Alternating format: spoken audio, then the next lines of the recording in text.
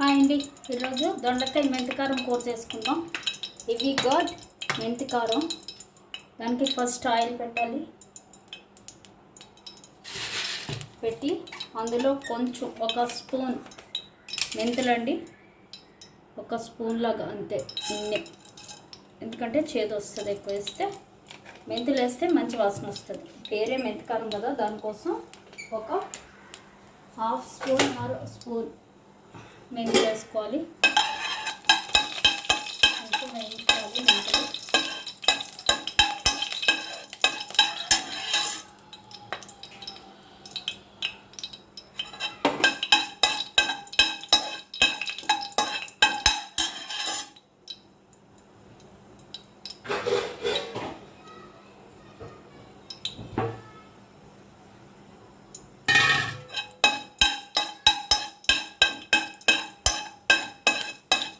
చూసారు కదా, ఇలా మెంతులు వేగాక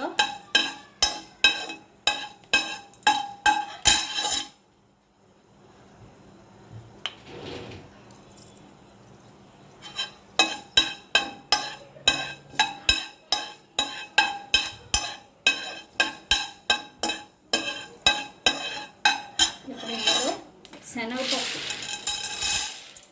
వేసుకోవాలి.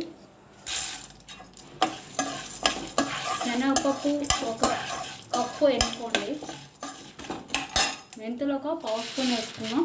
శనగపప్పు ఒక కప్పు. చూసారు కదా, ఇలాగా ఒక కప్పు శనగపప్పు. ఈ కప్పు లెక్కని చెప్తున్నానండి. అలాగే ఒక పావు కప్పు మినపప్పు, ఒక పావు కప్పు సరిపోద్ది.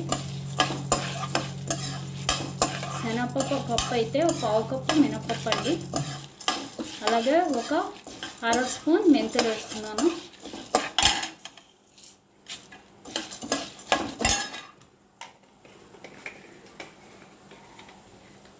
ఇది మనకి వంకాయతో చేసుకోవచ్చు, అలాగే దొండకాయతో కూడా చేసుకోవచ్చు అండి ఈ కూర.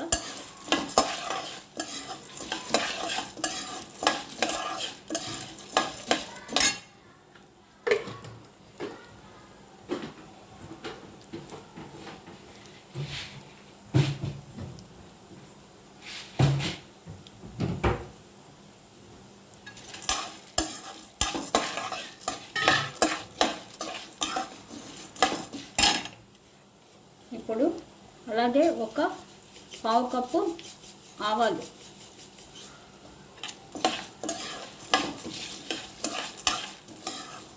పావు కప్పు మినపప్పు, పావు కప్పు ఆవాలు, ఒక కప్పు శనగపప్పు,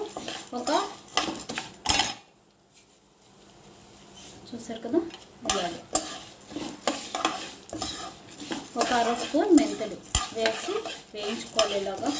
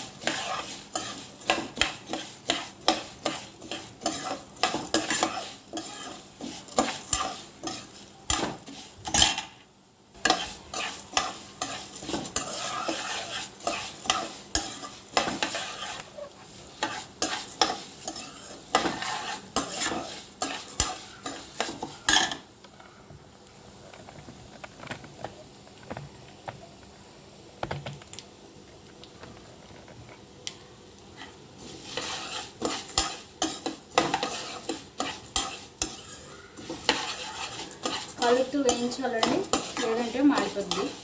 మళ్ళీ మాడితే బాగోదు. మెంతికారం దీనికి ఇదే టేస్ట్ అసలు.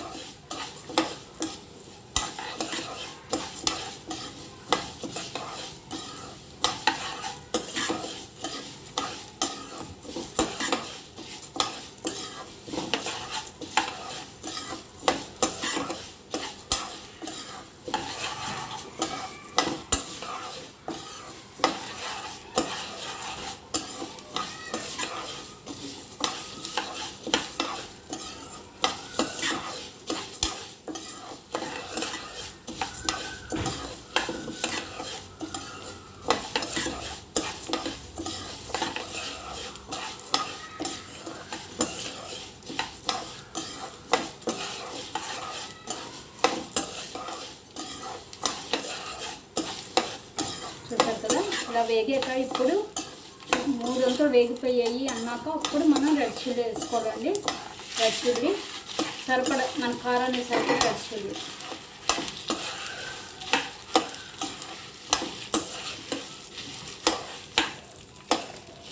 చూసారు కదా, ఇలాగా రెడ్ చిల్లీ వేసి వేయించుకోవాలి.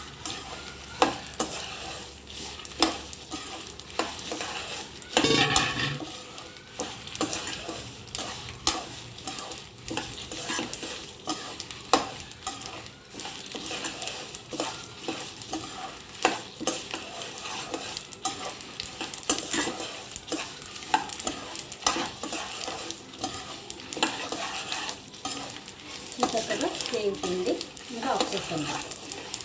రెడ్ చిల్లీ మాడితే బాగోదండి, ఇలా సరిపడా వేయాలంటే. ఇప్పుడు ఆఫ్ చేసేయాలి స్టవ్. ఇప్పుడు ఈ పోపుని గిన్నెలోకి తీసేసుకుందాం. ఇందులోనే ఉంచితే మాడిపోద్ది కాబట్టి గిన్నెలో తీసేస్తాం.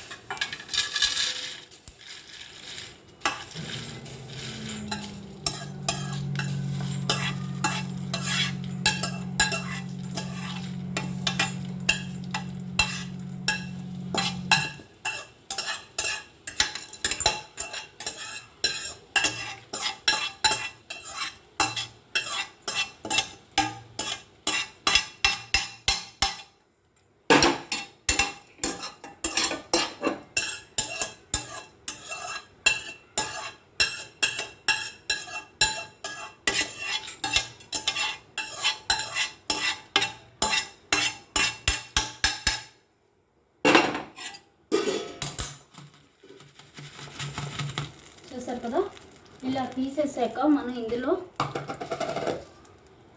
సరిపడా సాల్ట్, మన కూరకు కూడా సరిపడా వేసేసుకుంటున్నాం అండి. ఇందులో కూరలో వేయక్కర్లేదు.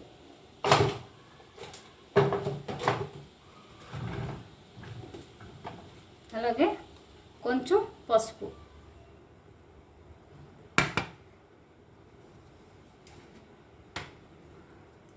వేసి ఇది చల్లారనివ్వాలి. చల్లారాక దీన్ని మనం మిక్స్ చేసుకోవాలి.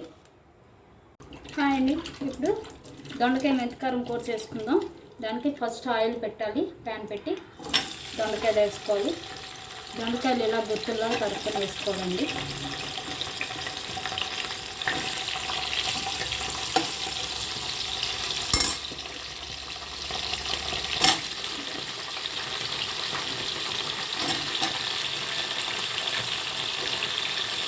ఇలా కూరకి కొంచెం లేతగా ఉంటే బాగుంటాయి దొండకాయలు.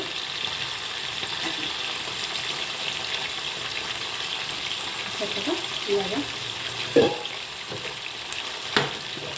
కొంచెం సాల్ట్, ఆల్రెడీ నేను కారంలో వేసాను కాబట్టి కొంచెం వేసుకుంటే చాలు.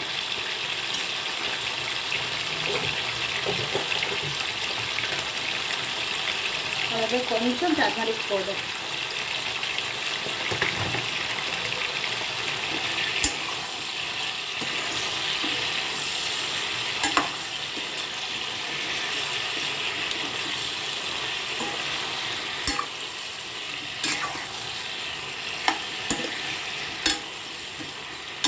ఇది వేగనివ్వాలి.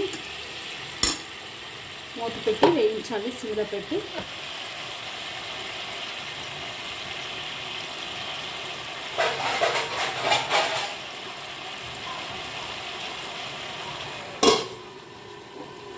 మూత పెట్టి వేయించుకోవాలండి. ఇది కొంచెం వాటర్ వేసి ఉడికించుకోవాలి.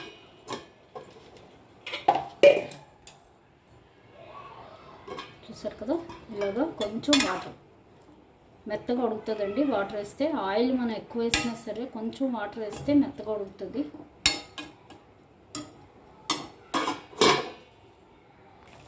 చూసారు కదా, ఇలాగా మధ్య మధ్యలో కలిపి మెత్తగా ఉడికే వరకు ఉడికించుకోవాలి. ఈలోపు మనం మెంతికారం మిక్స్ వేసి పెట్టుకుందాం.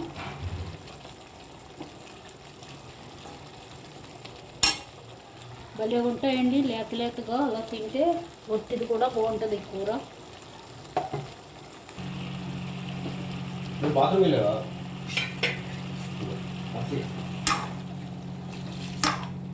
చూసారు కదా,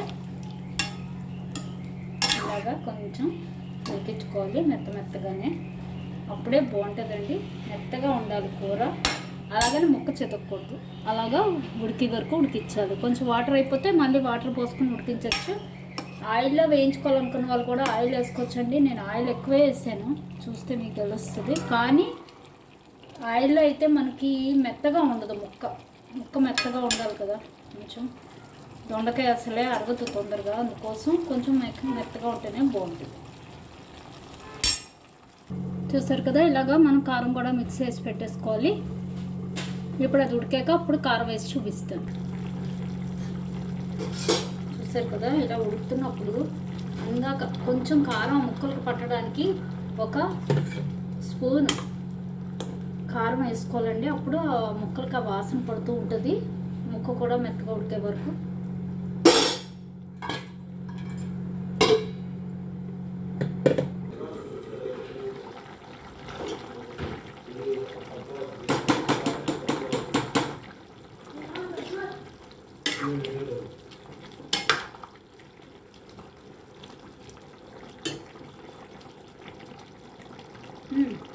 రైస్ కూర మెంతికారం.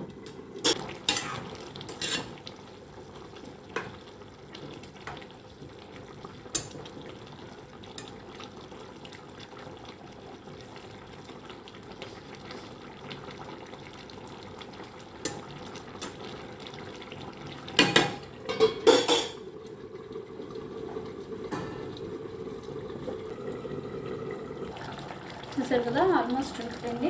ఇప్పుడు మనం మెంతికారం వేసుకుందాం.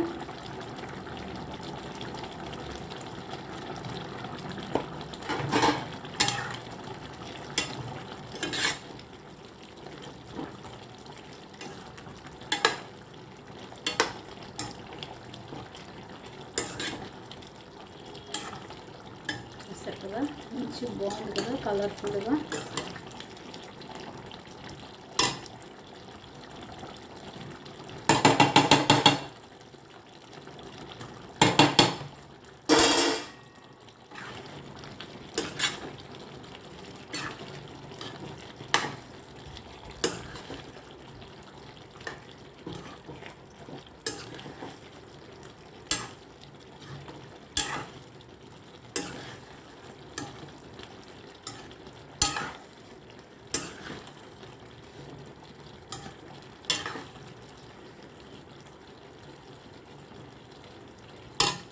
ఇది పైకి నూనె తేలే వరకు ఉడికేసి ఆఫ్ చేయడమే.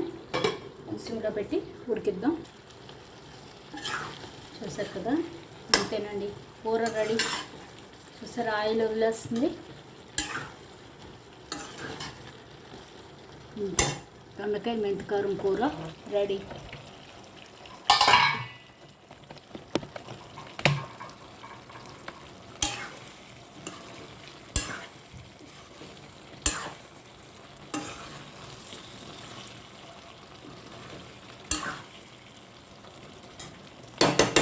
ఇది రైస్లోకి బాగుంటుందండి. చూసారు కదా, సూపర్ ఉంది. Thank you.